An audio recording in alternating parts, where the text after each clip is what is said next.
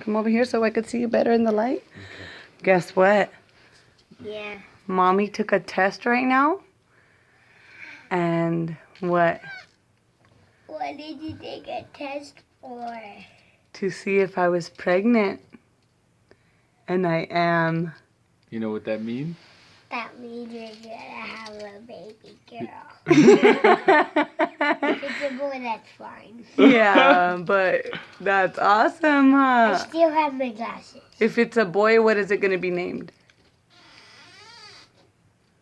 If it's a girl, what is it going to be named? It's gonna be named Paris like you. No. Yes, because then they will have the same name because there's only 2 girls. Your girl and the baby's a girl. Okay, you want to say anything? Yeah. What?